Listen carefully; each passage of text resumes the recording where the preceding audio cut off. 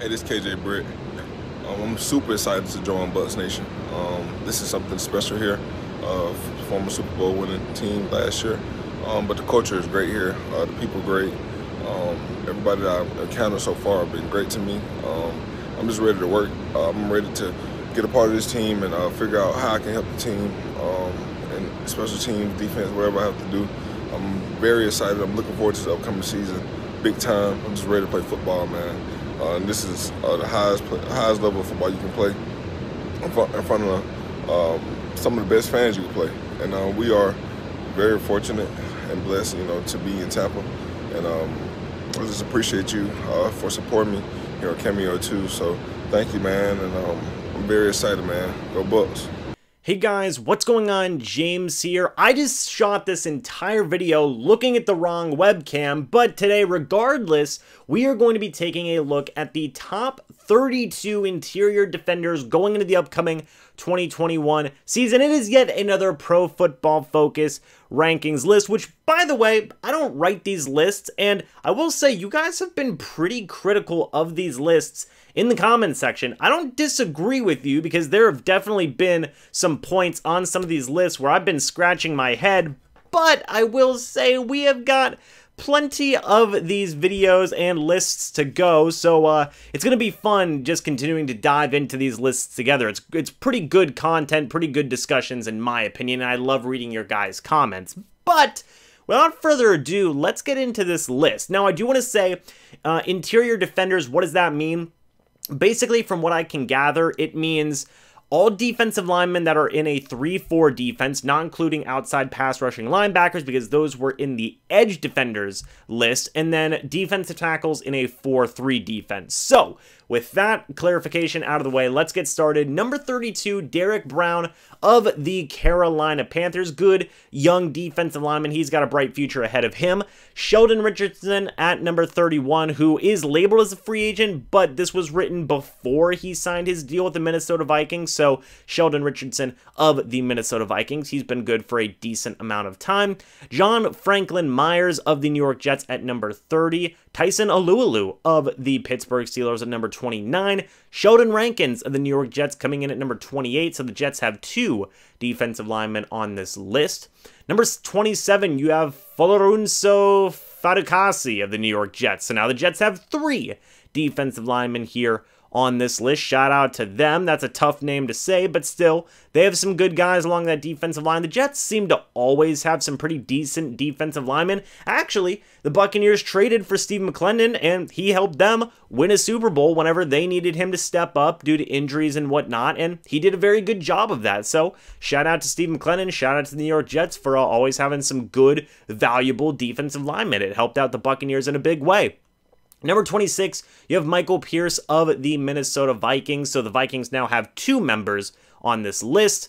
Number 25, you have NDAMUKONG of the Tampa Bay Buccaneers. Let's go ahead and read this paragraph. Suh has been an Iron Man since entering the league in 2010. He has never played fewer than 800 snaps in a season in his 11-year NFL career, and is coming off nearly 1,000 snaps played with Tampa Bay in 2020 at 33 years old. That durability is a big reason why he was one of the 10 most valuable interior defenders in the NFL last season, despite his quality of play tailing off slightly these past 2 years in Tampa Bay. So, first thing to note here is that the best ability in the NFL is availability. That's a common theme, if you will, a common saying. And, Suh's been a good, valuable, available player for this team. I really don't remember many games that Suh has missed, maybe one or two in the past 2 years. But on another note, myself, I was critical of Suh whenever he joined this team. I thought that he could potentially draw a lot of penalties. It was just a really loaded situation at the time, but I'm happy to be wrong. Suh has been absolutely wonderful since he has joined this team. He's been a strong leader. And overall, he's been a really, really great guy. So having him here at number 25, that's awesome. I support that 100%. And let's see who's above Suh. Because I do know sometimes you guys, and I agree with you a lot of the times when you say, come on, why is this guy above this guy? And, sometimes for Bucs players specifically, we have questions about that. So let's go ahead and see who's above Suh. Number 24, Jarrell Casey, who is a free agent. I'm honestly surprised he's still a free agent. He is very, very good. He'll probably sign with a team relatively soon. Number 23, Daron Payne of the Washington football team. They have a great defensive line as well. Number 22, David Onyemata of the New Orleans Saints. Number 21, DJ Reader of the Cincinnati Bengals. Number 20, Javon Hargrave of the Philadelphia Eagles. Number 19, Poona Ford of the Seattle Seahawks, who has blown expectations out of the water, by the way, for an undrafted guy. I mean, he's been a beast in the run game and has really been beneficial to that Seahawks defense.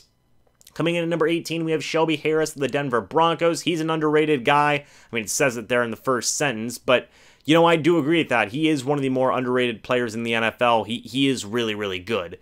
Number 17, Dalvin Tomlinson of the Minnesota Vikings. So the Vikings now have 3 players on this list. Tomlinson at number 17. You then go down here, you have Michael Pierce at number 26, and you have Sheldon Richardson at number 31. The Vikings also always have some really, really good, really, really solid defensive linemen, and I think they can make a run at the playoffs this upcoming season, especially with all that, fiasco with what's going on with Aaron Rodgers. I mean, I think there's a legitimate chance for them there.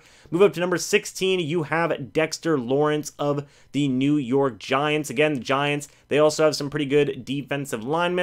Move up to number 15, you have Akeem Hicks of the Chicago Bears. Number 14, Quinnen Williams of the New York Jets. He's awesome. I mean, he's a memeable guy, right? He's a funny dude. Number 13, Jeffrey Simmons of the Tennessee Titans. Number 14, Jonathan Allen of the Washington football team. I told you guys they had a good defensive line. They have multiple guys who are in the top half of the list here. Number 11, Stephon Tuitt of the Pittsburgh Steelers. They have a good D-line. Can't argue with that. Number 10, Calais Campbell of the Baltimore Ravens. By the way, the Steelers now have 2 players on this list. Calais Campbell, the old man. I mean, he's like basically 35 at this point. He just continues to be a beast of a player. The Ravens got him for an absolute bargain. I think they only gave up like a 5th round pick for him from Jacksonville, so good for them. They also boast some strong defensive linemen in the past, so Calais Campbell is a continuity, a continuation of that. Number 9, Leonard Williams, the New York Giants. So you have Williams here at number 9, and then you had who did they have down here? They had Dexter Lawrence at number 16. So they've got some guys, man. The Giants have some pretty darn good defensive linemen. The story with Leonard Williams, it's so interesting because, he got traded away, or if he didn't get traded away, he got signed away. Basically, he went from the Jets to the Giants. Everybody said that this was going to be, he's going to be a bust. Dave Gettleman, he's crazy. But this is one of the things that Dave Gettleman actually did a really good job on. Now, that 3-year, $63 million contract, I don't know about that personally. But I will say Leonard Williams is a good, capable defensive lineman. And overall, I'm happy that he wasn't a bust, that he's really proving that he is a top-tier starter in the NFL. I mean, they have him ranked here at number 9. He must be doing something right. So shout out to Leonard Williams for that. Number 8, you have Kenny Clark of the Green Bay Packers. He's always a beast.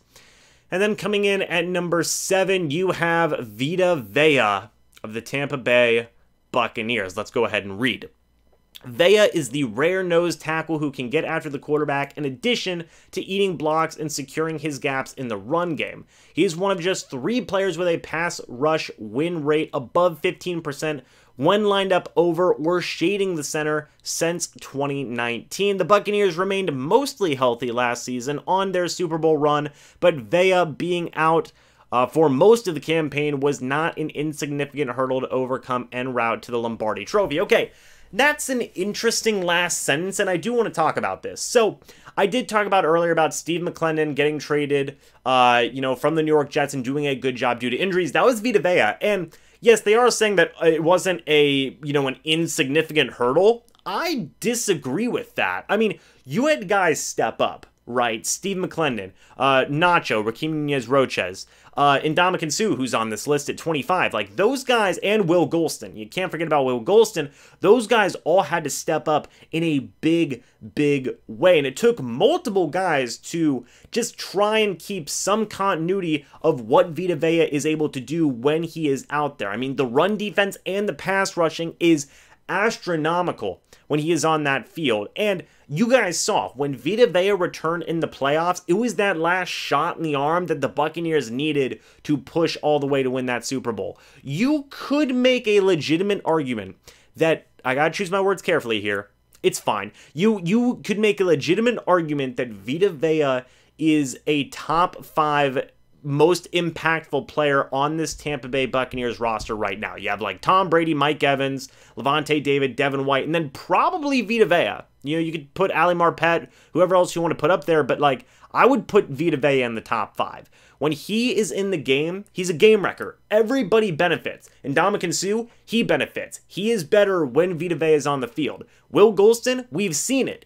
He is better when Vita Vea is on the field. The linebackers, Levante David, Devin White, they're better when Vita Vea is on the field. The edge rushers, Jason Pierre-Paul and Shaq Barrett, they are better when Vita Vea is on the field. Like, everybody does their jobs in that front 7 specifically better when Vita Vea is out there because he is that freaking good. So, depending on who is above Vita Vea, number 7, I think that is a solid ranking. I would say that you could potentially put him in the top 5. But again, I can't state enough how important Vita Vea is to this team, to this organization. I mean, like, lock the man up. He's going to make insane amounts of money. I talked about Leonard Williams' contract, right? A 3-year, $63 million deal. That's a $21 million a year contract. We could see Vita Vea get similar money, guys. I don't think that's a crazy thing to say at all, and I think that he should be a priority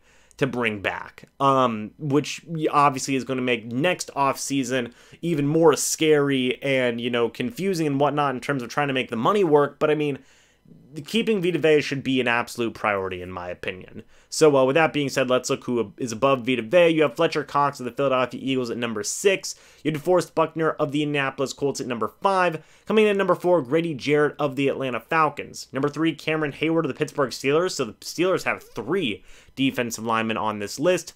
Number 2, Chris Jones of the Kansas City Chiefs. And then number 1, it's Aaron Donald of the Los Angeles Rams. So, yeah, number 1 should be Aaron Donald. There's no doubt about it, Cole. I mean, like, he's really good. Aaron Donald is the best. I actually saw a quote recently.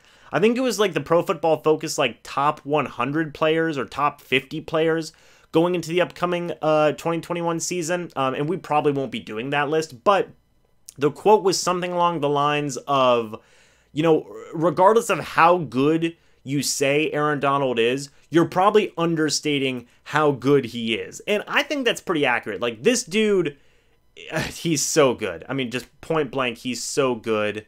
Like, yeah, he deserves to be number 1. But in terms of, like, number 2, Chris Jones, Cameron Hayward at number 3, Grady Jarrett number 4, Buckner number 5, Cox number 6, and Vita Vea number 7, like, the margin is so thin on these guys. Like, number 2 to number 7, you could have them in any order, and I think that it would make sense for me. So, yeah, I mean, I don't hate it. I don't hate Vita Vea being a number 7. The guys above him are just as good in their own right. I mean, I think some of them may be a little bit better at certain things than Vita Vea, but I think that Vita Vea is a little bit better at other things than some of the guys above him. So like I said, the margins are so thin that you could have it in any order and it would make sense to me. So overall, I am happy with Vita Vea at number 7. I mean, I really don't have many problems with this list, guys. I mean, Vita Vea coming in at number 7, I think that's fine. I would probably put him in the top 5, but I don't know who I would put below him is the thing. You know, I mean, I could probably convince myself to put Vita Vea above Fletcher Cox, but then maybe DeForest Buckner, Grady Jarrett. I mean, these guys are good above him, so I don't know. I would say 6 probably is where I might put Vita Vea, but then you look down, you know, Sue at number 25.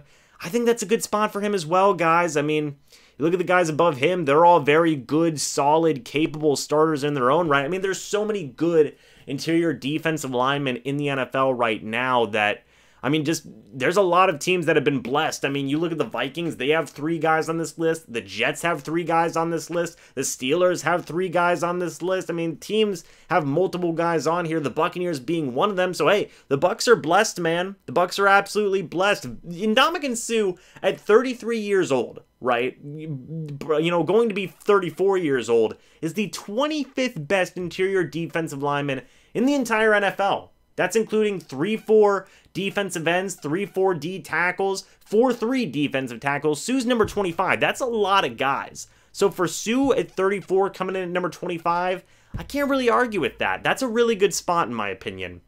You know, Will Gholston, do you put Will Gholston in here? Probably not. I would say if you expanded it to say, like, again, like the Donovan Smith argument, if you expanded it to like 40 guys, like the top 40, maybe Gholston gets in there. Maybe he comes in at like number 38, 37, something like that. But top 32, overall, I'm happy with the Buccaneers who did make this list, and I'm happy with where the Buccaneers who did make this list are at. You know, Suh at number 25, Vita Vea at number 7. What do you guys think? Let me know your thoughts down in the comments section below. Do you like it? Do you hate it? Give me all your thoughts. It's been great discussions, guys. It really has been great discussions with these lists. And like I said, I have plenty more lists to go, and it's going to be a lot of fun content. I also still have some other different types of content coming down the pipeline as well, so stay tuned for that. Thank you guys so much for watching this video. Hope y'all enjoyed, and I will see you all in the next video or the next live stream. But until then, and as always, guys, goodbye for now, and go Bucs.